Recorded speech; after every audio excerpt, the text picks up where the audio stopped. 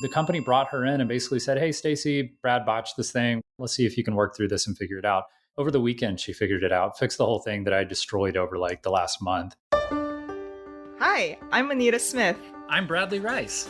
And you're listening to the Salesforce for Everyone podcast. In today's show, we talk about what keeps consultants on their toes. Some of the projects you'll walk into, you're going to walk in there and you're going to look at them and you go, what the hell has gone on here?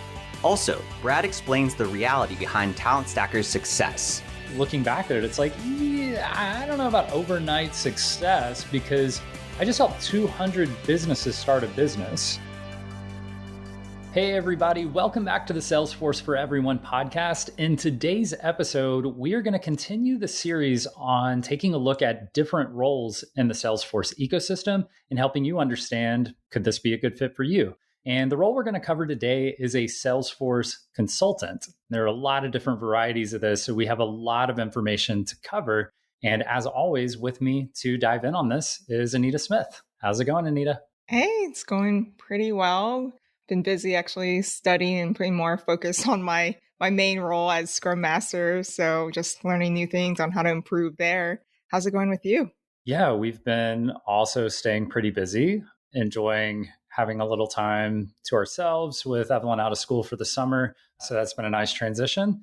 And we're sort of prepping for, I guess, next year and enjoying this while we have it. So a little bit of change of pace, but exciting to sort of be in the space for a little while.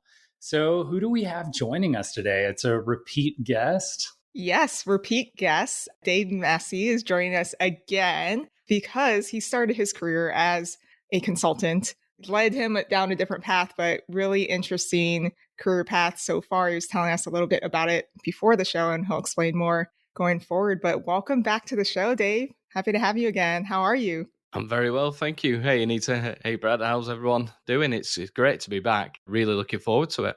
Yeah, it's a pleasure to have you back. We know you've been through a lot of career transition yourself lately, moving fully into taking on that role of owner of Get Force Certified. So I know that's exciting for you.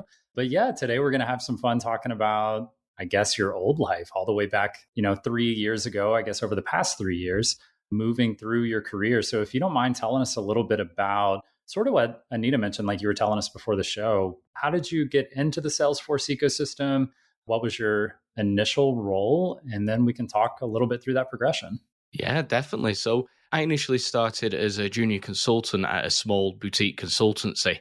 And to be honest, it's probably the most fun role that I've had as a consultant because you get to touch everything. You get to have a go at everything. You get to learn loads and you're opened up to so many industries. You develop so many skills. And, it's true when they say every day is different. No day is the same. Again, it depends on the consultancy that you go to as well, because there's larger consultancies where you may be challenged to basically stay in your lane and only do what you're asked to. Whereas at smaller consultancies where you start, you really get exposure to everything. So in terms of getting a feel of what role you want to do, you get to play BA, you get to play PM, you get to do a bit of architecting, you get to do the config, you get to do a lot. And for me, that was kind of where I first got my taste for training people and where I really enjoyed it. And that was, training end users, but also training internal resources and setting up a center of excellence. So yeah, for a consultant, for my experience, it's a great role to have. It's something I've always loved. And when I've worked with people who've worked as a consultant, you can generally tell there's a bit of a difference because they're used to fighting fires, basically. And you always see these memes on LinkedIn and you see them on Facebook where you have the consultant basically who's the firefighter who comes in and is dealing with a lot of things at one time. And it can be challenging. I'm not going to turn around and say it isn't challenging, but it is so rewarding and it's so much fun. So I love my time as a consultant. Man, I am always so impressed by people who their first Salesforce job ever is a consultant. Because when you think of a consultant, you think, oh, they must have years and years of experience. But I remember when I was getting into this, I was like, wait, what? You can go in as a junior consultant as your first role? How did you go about finding that job? And did you feel like maybe some sort of imposter syndrome or whatnot when you're going and applying to those jobs? Yeah, to be honest, when I started, that was just the role I was after because I was very conscious that my technical skills were not as strong as other people who come out with, computer science degrees or who'd been working in IT field. I knew that that was my weak point, but I knew my strength was the fact that I'd come from a sales and service background. So in terms of transitional skills, I had that general requirements gathering anyway, because I've been doing that for 10 or 15 years, albeit for different industries and different techs. But I still had that ability to ask open-ended questions, to pick up on different cues, and to know kind of where to poke and where not to poke. So I kind of had that skill set to begin with. And then really it was a case of just building on that, building on the technical skills. But in terms of how I landed that role is I was the annoying guy who was messaging and connecting with everyone on LinkedIn. Like I was hounding people on LinkedIn. And luckily, I got very fortunate. I had 3 people respond to me, interviewed with those 3 companies, and ended up with 3 offers. But that was after like 100 odd messages. So yeah, it was very fortunate. And yeah, I think it's more a case of, and this is something I'm key on, is transitional skills as well. You know, moving into Salesforce, it isn't just about your tech skills. It's, you know, I've spoken to people who are coming from a healthcare profession or coming from a teaching and education profession. And I don't think people realize those skills they've built up in their prior life, their prior career, they're really hard to find. You know, and they blend well to a lot of different roles. Wait, I just want to rewind a bit because I'm guilty of doing this too. You did not get lucky. Like, you literally just explained how much work you did to get those responses. I mean, like, you got 3 responses. How many people did you message? Like, if you could estimate. Must have been close to 100. Yeah. Okay. So that's not luck. That's hard work. Okay. Yeah, I think it's something we've reiterated on the show a lot, is just that the days of, and I don't know if these days ever existed, they haven't existed in my career, where you can just go apply for jobs and just expect people to reach out with interviews is just so unlikely. And I think what we found from our experience is that the ones who do respond when you just click apply for job and then they send you an interview, that likely means they are just absolutely strapped to get somebody quickly. It's the bottom of the barrel employers, and it's not the ones that take that work to figure out how to find your way into a role with them. They're not interested in getting to know you or figuring out if you're a go-getter. They just saw a resume and said, yeah, we'll invite you over. I think it's really interesting that that was your path, kind of figuring that out on your own using LinkedIn and networking and those kind of things. I was going to talk to you some about that first role. I love it. I think it's a great introduction into this episode, because throughout the show, we're going to talk a little bit about the variances in large consultancies, mid-sized, small consultancies. And you mentioned this first role was with a boutique consultancy, which is a pretty common term referred to smaller consultancies, I would say less than maybe 30, 40 employees. And you can talk a little bit about, you know, how many people were there. But the experience at the boutique consultancies is incredible, because to your point, they need you to do a little bit of everything. And I think to a lot of people that sounds scary, and they go, gosh, I got to do a little bit of everything. I don't feel like I know how to do anything. How am I going to do a little bit of everything? And that can be scary. But I think when you're willing to accept that challenge and take it on, you're going to learn, you're going to figure it out. You're going to be doing it 40 hours a week. Like, you're going to pick up on these things as you go. And the neat thing about working at a consultancy is you have a lot of support from other experts. When you're in an internal role, a lot of times you can be by yourself for days or even weeks at a time, where you're trying to get in touch with your manager or somebody else at the company, but they don't really work with you or report to you, and you don't really report to them, but you need their help, and it can take time. But at a consultancy, they need these projects to get done so they can bill the clients and move on to the next project. So they have a lot of, I'll say, responsibility or inclination to help you and guide you and get you up to speed so that they can start getting you billable on projects. So the question I really want to ask you now is, what was the size of that consultancy? And I do want to ask too, do you feel like that role helped you in starting your own business or getting into, you know, doing things on your own? Yeah, so the company itself, there was only about 20 people in there, including the owners and the sales team. So it was quite a small one, but kind of, as you said, like, I love that. You know, I kind of thrive on a bit of chaos. I'm not someone who likes to stay between the lines. I like to kind of, you know, see what I can do. And you're right, you know, it could be scary to some people, that idea of playing a lot of roles. But if you flip it on its head, it's actually giving you a chance to taste all the different roles. I mean, in what other environment are you going to be able to taste all those roles? Not many, really. If you go to a big company, then realistically, you're going to be on one project at any one time. You're never going to deviate from it. You're going to work strictly as your sprints are, and you're going to have your strict, you know, you do this then, and etc. Whereas with a small consultancy, I loved it because I would have like 1 or 2 main projects, But then if someone needed a hand on something and I had a bit of downtime, I wouldn't be on the bench like you see at a lot of the larger consultancies. I mean, I've just got off the phone speaking to a friend of mine he's been working for a consultancy for just under 12 months, and he's spent over half his time on the bench. Like that kind of stuff for me it's good. You know, you can go and you can learn and you can do stuff like that, but it gets boring after a while. So being at a smaller consultancy, you get to touch everything and kind of coming back to that. Like there was the roles that I played as well, because I did a lot of roles within there, but it was all the products I got exposed to. Like I know some consultants who, they've been in the ecosystem for like 4 or 5 years, and they may have only touched sales and service cloud, or they may have only even touched one product because that's all they're doing. And again, that can apply to, being an end user admin as well, is you get really good at one product. But for me, I got sales cloud, service cloud, experience cloud. I dealt with them all day. Then I had to touch CPQ and I had to get FSL. And it was strange because, and I know I always use the analogy of a jigsaw. It's one of my favorite analogies, but I always use that analogy because when you're working with different products, you suddenly get to see more and more and more. So you may only have a 500-piece jigsaw.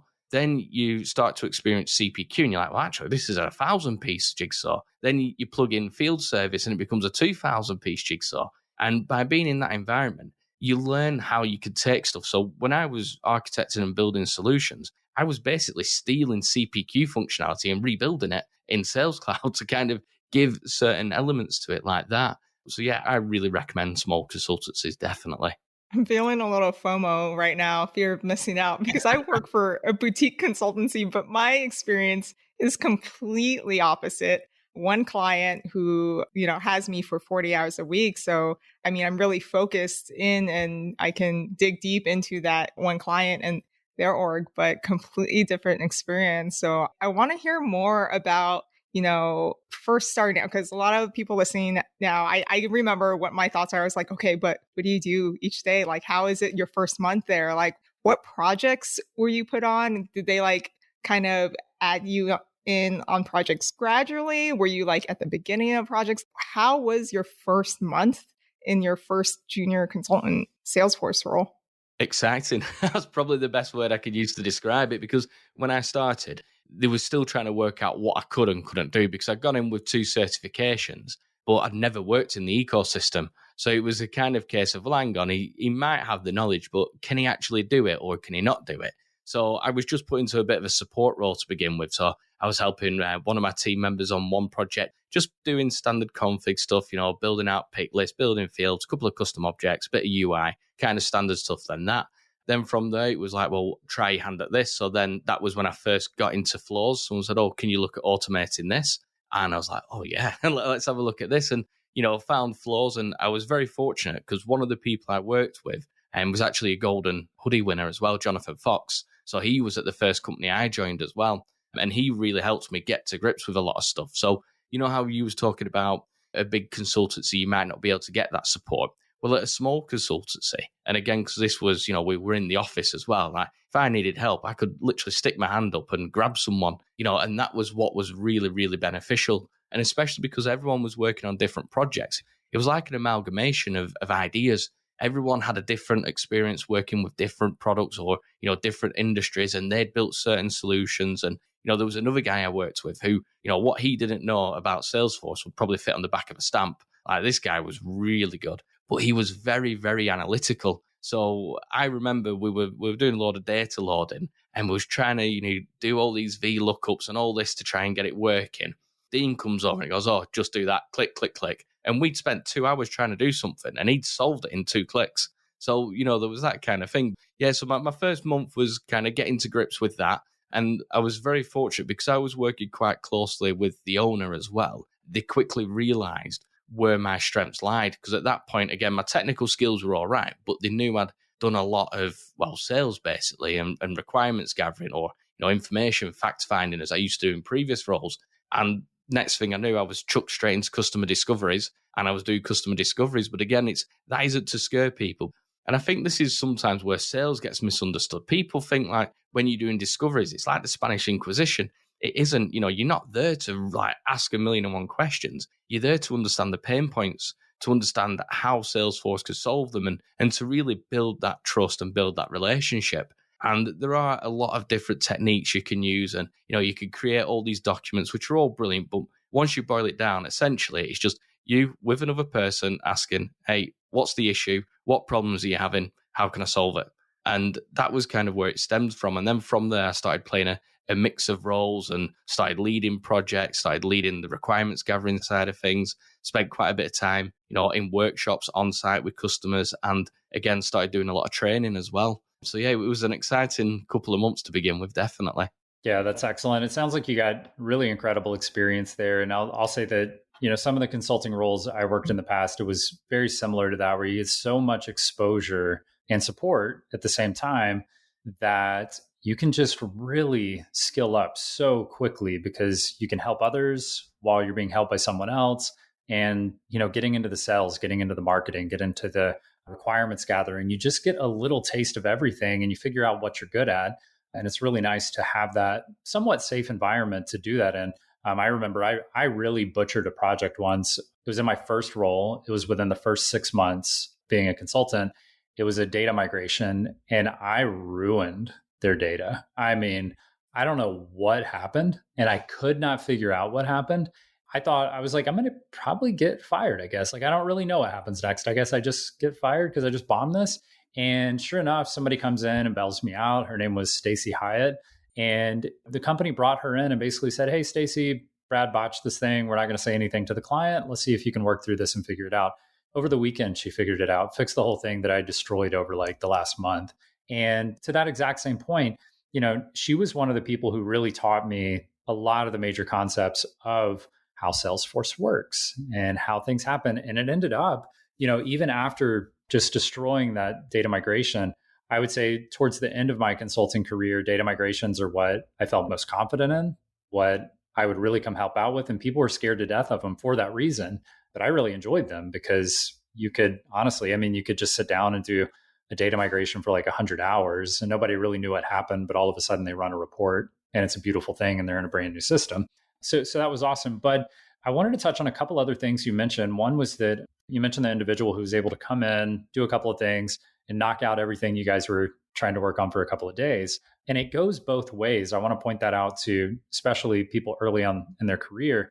There are roles or there are companies, these consultancies, where you are going to have experts at the company, and they're going to be amazing and just absolute savants in technology, in Salesforce specifically, hopefully. And you're also going to see the other side of it, where you go, I cannot believe this person is still getting a paycheck. Like, this is crazy that this person is even still being put on projects. They literally don't do anything. They just bill hours. How is this possible? And I'll say it's a little bit of both of that. Like, you see the one thing, the expert, and it gives you someone to aspire to be. And then you see the other person who is not all that great. And it lets you know that you're above the bottom, right? Like, you're not on the bottom anymore. You're not there. If they've still got a job, you've still got a job. So don't worry about it. Stay focused and get things done. Would you agree with that, Dave? I guess if you had experiences like that before. I've had people literally I send them a template and say, hey, fill this out for this project. And they just say, yeah, I'll have it done by Friday. And they literally do nothing and just send me the template back on Friday. It's pretty wild. Yeah, you do see that quite a lot. And again, I think, touch on a point you mentioned there as well, is when you come in as someone new, you actually have a lot more to offer than you think, because you're looking at everything with a fresh pair of eyes. And the way I always liken it is, if you have one person who's been working on one org for 5 or 6 years, it's customized so far from standard Salesforce that they become conditioned to that. Says, again, like a developer friend once told me, if the only tool you have is a hammer, then every problem's a nail.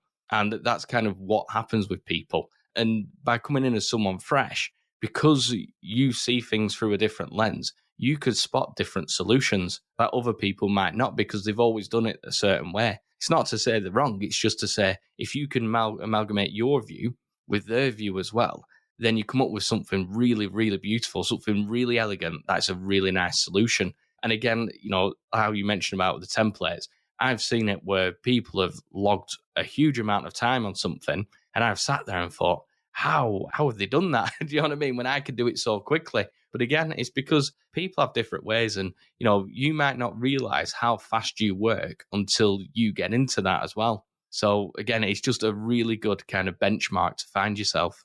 It's really interesting. You mentioned the people who have worked in one org for such a long period of time. I had who is now a close friend of mine, a guy that I grew up with and happened to be a Salesforce consultant as well. I kind of dragged him into it early on.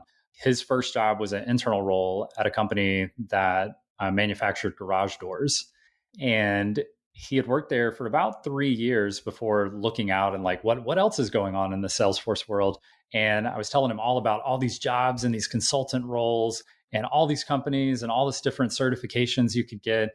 And he just said, it's amazing because I know you're telling me the truth, but I can't believe there's that much demand for companies that make garage doors. Like, it's just incredible. And he literally didn't know that Salesforce did more than help companies that manufacture garage doors. He thought that was the whole scope of what Salesforce did because he had lived inside that bubble.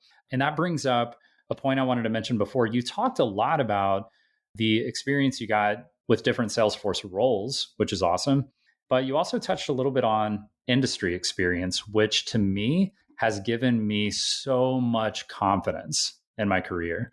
It's like episode 29 when we talked to Jody Herbick about our Salesforce careers, basically recession-proof. And the bottom line we came up to there is effectively they are if you have the right experience. And one of those was your industry diversification, because the cool thing is, I mean, it's awful, but I'm going to say it's cool. When you go through something like a recession, typically it's impacting one or two industries. And yeah, other industries may be affected, but some do just fine all the way through the recession, while others struggle a lot. And Salesforce is industry agnostic. Like with my consulting career, I was in it for about 10 years. And in that time, worked with about 200 different companies, totally different companies, and got to work on, cloud-based companies, got to work with software companies, got to work with manufacturing companies, healthcare, finance, anything and everything. And the beautiful thing is when you come out of that, you could be working in a consultancy that specializes in manufacturing. And if that's not going well, you can pivot to a consultancy that specializes in healthcare, or pivot to a consultancy that specializes in cloud-based SaaS tools, software as a service. You can really pivot anywhere and you're still going to use the same skills. You're going to be the consultant that's got to gather requirements and you've got to document them and you've got to implement those into Salesforce using all the same tools and skills. So I just wanted to touch on that and see, have you had that opportunity to get a diverse industry experience? And do you feel like that's, been something that has protected you as well as far as your job security? Yeah, definitely. You're talking about industries, different industries that I've worked in within Salesforce itself. And I try to think about the first 5 projects I did, always stuck in my head because that was what stood out to me. I was like, how can all these companies that do completely different things all use the same software? So there was one which was a cannabis oil company. There was one which was an international arms dealer. One was a sports team. The other was, again, another sports team, but in a completely different area and a completely different way of working. And then the other was an electronics company. And I remember looking at them and, on one project, I was designing the solution for all the licenses and, how they could capture all this license information and how it would integrate. And with this international arms deal in particular, they used to ship like hundreds of thousands of pounds worth of stock when it used to go. And if it was missing one piece of document, or it wasn't on the shipment, or it couldn't be processed within 24 hours, that stuff got destroyed. So it was a case of if you didn't do your job right, then yeah, you're costing the company a hell of a lot of money. And then it was going from that through to, how a sports team would handle sponsorships and, selling merchandise and selling seats and keeping the stock on them as well. And then again, with the cannabis oil company, it was, the timeline to actually produce the material, to produce the cannabis oil, which bottles they would go in, what tops they would have on them, what strengths they would have, what flavorings. And when you start working on that, you suddenly realize by working in more industries, you start to get more to the crux of it. Like there's no real difference in solutions massively. I mean, there is when you look at them, but when you start boiling them down, you're using kind of the same methodology and the same thought process to come up with the same solution. Well, not the same solution, but, the correct solution for that. And yeah, working across the industries was really interesting. And like you say, in terms of future-proofing yourself, you could just dip your toe into wherever you need to go. And as I kind of mentioned before with the different products,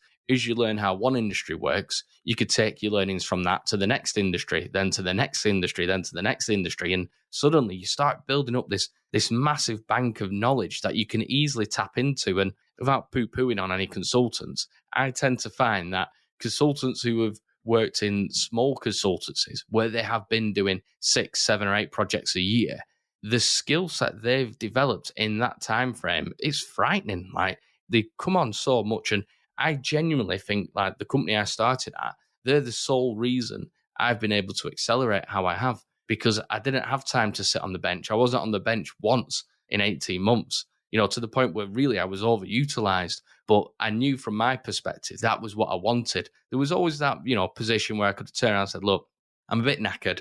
I don't really want to be doing anything. Can you just let me just do something easy? But it wasn't. It was like, Dave, do you fancy tackling this CPQ project? I'm like, yeah, go on. Why not? Do you fancy having a look at this field service one? Yep, go on. Give me that one as well. And I just feel like when you're exposed to that many industries and that many products, you can't help but develop at lightning speed, because you don't have the choice to. You don't have to. But if you're going to take on that kind of responsibility and that challenge, you will grow and you will develop skills faster than you can ever imagine.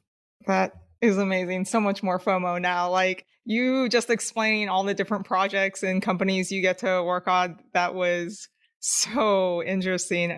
I mean, if anyone listening now isn't sold on starting as a junior Salesforce consultant, I mean, like, how much fun does that sound, learning about all those different industries and companies?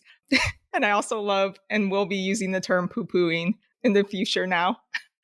But I wanted to ask, because we're talking about all the different types of Salesforce roles out there. Do you know of any common challenges that only consultants have versus admins, developers, BAs? And like, how do you address those? Because I know, like, for me, starting out, I have a lot of fears and questions. So I'm sure other people do. So I want to address those fears so people can go all in on starting out as a junior consultant. Yeah, there's a couple of ones. I mean, the first one that obviously comes to mind is time management, because time is king, especially as a consultant, because you are billed on the hours that you deliver a project. And you've got to build a really strong relationship with your sales team, because they need to know how to not scope a project, but they need to know how to estimate roughly what they think it's going to be before you come in at a pre-sale stage. So, time management is one thing, but again, that's where you start to build up reusable assets as well. So you start building SOPs, so standard operating procedures. You have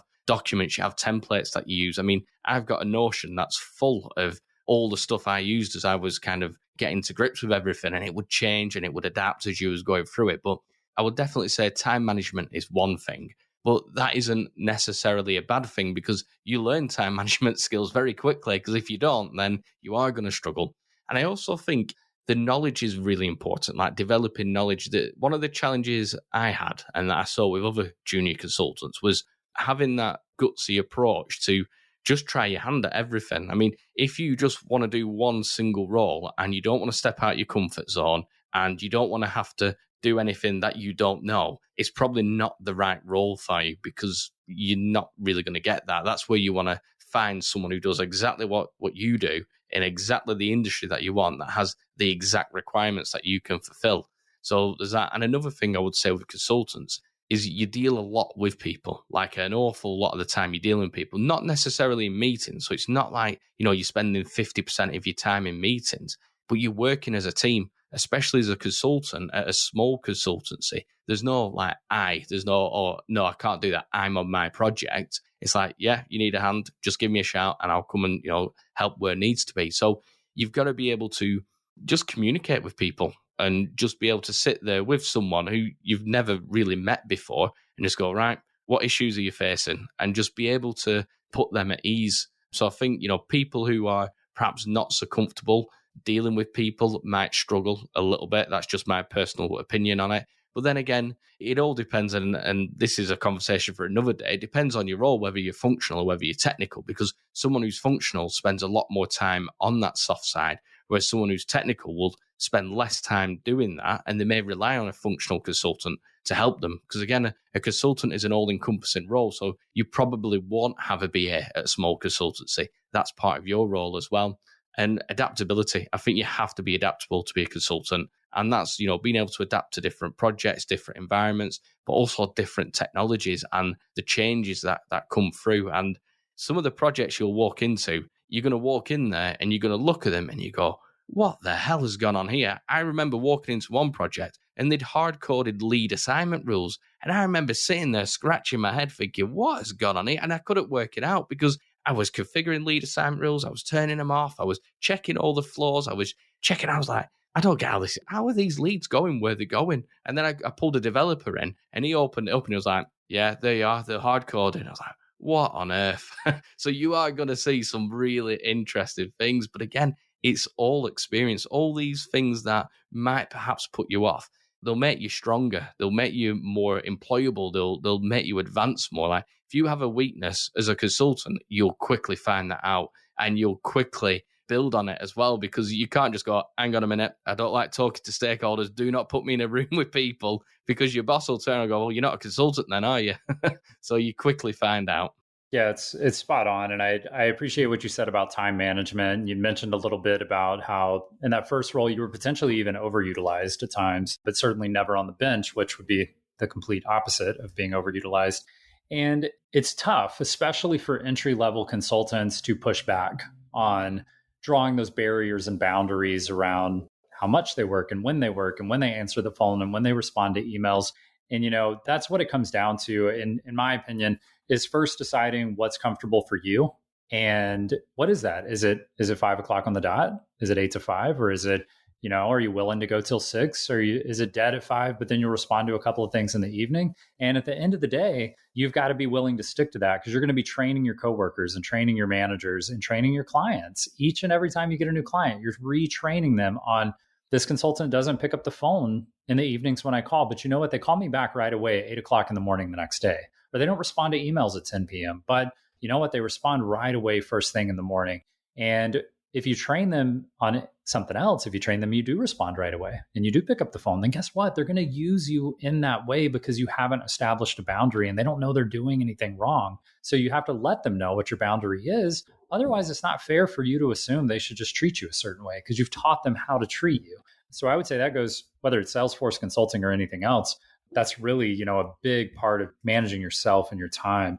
Another thing you mentioned were what we always refer to as sort of the ebbs and flows of consulting. Now, I never had that experience. I have heard of people who sit on the bench for like 6 months, 8 months, and literally don't get assigned to a project. And, typically if they're driven, they're working on certifications or they're trying to get some other skills up, or they might even be doing some moonlight sort of side hustle work on the side to make a few bucks. And to be clear, you do get paid during that time. You get paid while you're on the bench. Now, you may not get your big bonuses for billing X number of hours and this kind of stuff, but you do get paid. And we always said the consulting came with the ebbs and flows. I've been on the bench for, I would say, a month before, maybe had and to me, the bench was when I only had one project assigned instead of like 4. So it was, I've just got this one. We have a stand-up call on Thursdays and I do like 5 hours of work a week and I'm cool. You still get your full salary. You're never going to get your bonus, but you get your full salary. So I enjoyed that. But, one thing I really wanted to harp on was you talking about all these skills. And I would say if you're about to be in a consultant role, or if you're currently a consultant and you're wondering, could you ever be a freelance consultant? Could you ever go independent? And I've seen this in my inbox right now. I've got a message in my LinkedIn DMs from a consultant asking me how to become a freelancer, how to get work on the side. And it's right there in front of them. And so look around. Like if you're a consultant right now, look around. Your whole job is to understand business processes and to understand how to implement those processes and how they work and why they work and the best practice of how to utilize those processes. And what I've noticed is that consultants do a really good job of helping their clients with their business processes, but they never take a moment to understand the business processes of their own company that they work for. And so if that's you, take a moment, look around. How does your consultancy market? How do they find new leads? How do they sell to them? What are they saying on those sales calls? How do they scope the work? How do they decide how many people are going to be assigned and what's going to be scoped for the initial project? How do they close these deals? How do they make sure they get paid? Do they ever have clients who don't pay? And then how do they deal with that? Like, you're sitting right in the middle of it. Figure it out. Have the conversations. Ask to join the meetings. Like Dave was saying, will you be on a CPQ project? Yeah, Absolutely. Will you be on a field service lighting project? Yeah, absolutely. I used to get calls that were like, hey, Brad, we need somebody to help our sales rep quote a deal. Can you help? And it was like, I don't know how, but the answer is yes, because I want to know how to sell. I want to know how that process works. So when we started Talent Stacker, I think a lot of people said, oh man, interesting. Like overnight success must be nice, right? And looking back at it, it's like, yeah, I don't know about overnight success because I just helped 200 businesses start a business. And I'm working with partners that have been selected and handpicked that are incredible at what they do. There's a lot of experience coming into the room all at one time. This is not like we just tripped and fell and it happened. This is a lot of experience coming in and a lot of skills coming into play all at one time. So you can, when you have those skills, you can create an incredible business. And I think to the outward eye, sort of the people looking in, it looks like, wow, well, the Talent Stacker wasn't a thing yesterday and now it is. And now it's this like really big thing. And it's like, yeah, but it was a really big thing coming for a long time. So I would like to get your perspective on giving you a chance to talk about Get Force Certified and how your background has allowed you the unique capability to do that successfully. Yeah, that's great. And just before I dive into that, just one thing I picked up on there that I really want to kind of tell people about, and this is something that was always taught to me, was you choose your boss, not your job. So a lot of what I was doing when I mentioned I had those 3 different job offers was I actually took the role, which was the lowest paying role, and quite significantly the lowest paying role. But it was because I trusted who I was going to work for. And, they even turned around to me and said, don't come and join us. If you want an easy ride, we're not the ones for you. We're not going to give you an easy ride. We're going to push you. We're going to see how far you can go. And if it gets too much, just tell us and we'll scale it back. But we're always going to challenge you. And for my kind of character, that's perfect. But I would always say when people are choosing between job offers or they're choosing where they want to go with the career or what company they want to work for, I would always say choose your boss, figure out what their values are, figure out what they want, what they expect of you, and then that will really help you decide where the best route is for you to go. Where's the best place for you to call home for the next X amount of years? Somewhere that's safe, somewhere that you can grow. It's quite a big thing to pick your next destination. So take the time and don't pick where you're going, pick who you're going with. So always look at who's going to be in the car with you because they're the guys who are going to help drive you forward. So yeah, but coming back to how kind of what I've done has helped me with GFC is the way I look at it, every single role I've done in my career has been building up to this. Like I have quite an eclectic mix of roles, basically. I've sold most stuff that you can think of, from vacuum cleaners to windows to insurance to holidays. I've been on customer service teams, led customer service teams. I've helped out in accounting teams. Like all that knowledge is kind of built, and then plugging Salesforce into that knowledge and going into a consultancy as well. That's really helped. And, as a prime example of this, I walk the walk. When I talk about, going through these processes, over the last couple of weeks, I've been sat down building out my V2 MOM, which is visions, values, measurements, obstacles, methods, etc. So I've been building that out. I've been looking at my content strategy, how I'm going to do that. I've been looking at the gap analysis. I've been doing SWOT analysis. I don't just talk about these things and not actually do them. I've been looking at how I can bring the most value to people. And by going full-time at GFC now, there's so much innovation that I can bring in there that just isn't being done yet. And how we was talking earlier on about when you work in different industries, you see the different ways of doing things. And again, I'm quite big into, personal development, self-development and stuff like that. And there's a lot of teachings in there. Like I bring the compound effect up every single time because that book by Darren Hardy is probably one of the most life-changing books that I've read. And it's this idea, I teach in small, short segments because I think that works. But I think that works for a lot of people, not just people who've got perhaps a shorter attention span. It helps for everyone because you have the primacy and recency effect. Like if you think about your telephone number, you could tell me the first 4 numbers off the top of your head, and you could tell me your last 3 numbers off the top of your head. But if I ask you, what are the middle 2 or 3 numbers? You've got to think about it. So again, by having that primacy and recency effect and mixing that with the compound effect as well, you suddenly start accelerating as you're learning. And, working in all the different roles that I have done as well is I feel like I can bring that mindset to different avenues. So again, when we're looking at content, and again, I've pretty much finished off the BA course now, it's just about to go into testing. we have the lessons, we have the video lessons, we have like the graphics, the visuals that you can see as we're going through the lessons.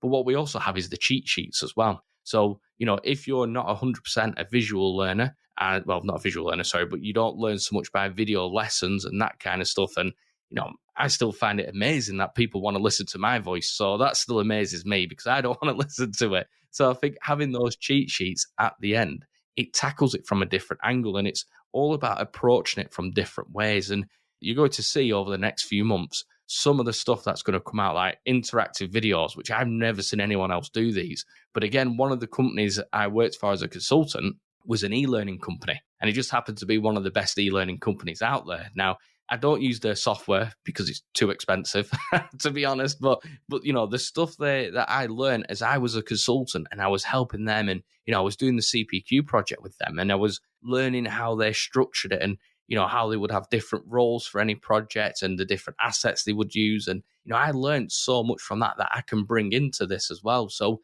it almost feels, and again, I think you touched on it brilliantly when you talk about, it was an overnight success. Like, the amount of people who turn around and go, you've built this course and you put it on Udemy and you did this and, it just took off. It was like, do you realize it took me 9 months to write that 13-hour course? It wasn't just something I did in a weekend. It was 9 months to build up to that. And the amount of, and again, it's called like the desert of desertion. You're building, you're working on this, you're putting all this effort in. No one's seen what you've done yet. Always, it's like you're writing a book. You're writing this stuff and you've got to have that faith to keep in there.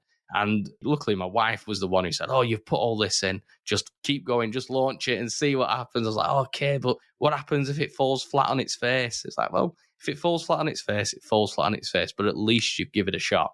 So sorry, I know I've gone off on a bit of a divergent there, but bringing it back to kind of setting me up as well is a large part of what I did as well as a consultant was a lot of the training, a lot of the end user training, and a lot of the internal training. I used to teach people flows day in, day out. I was teaching end users who didn't really have knowledge of Salesforce, how flows worked. So I kind of learned a lot of between the teaching the internal guys who had the Salesforce knowledge and the external guys who didn't have the Salesforce knowledge. It was bridging that gap. And I feel I've got a really strong way of taking someone who might not know something about flows, setting the baseline, but then lifting them, helping them go through the next level and the next level and the next level. And that's why you'll see on a lot of my courses, I don't just dive straight in there. I don't just, with a flow course, I just go, here's a screen flow. It's got 57 variables and it's got 27 decision elements and it's got these formulas. If I did that, it'd just scare people. But if we do 20 or 30 lessons before there that are short 5-7 minute lessons, I go, this is what a variable is. This is how it works. This is a use case. This is what a decision element is. Then here's a nice, simple flow to build. Here's a slightly more complex one. Here's a more complex one. And it's just building, one brick on top of another. And that's what I try to do with Get Force Certified. It's aimed at people who do know about Salesforce, but also people who don't know about Salesforce at all. And they just want to kind of see what it's all about.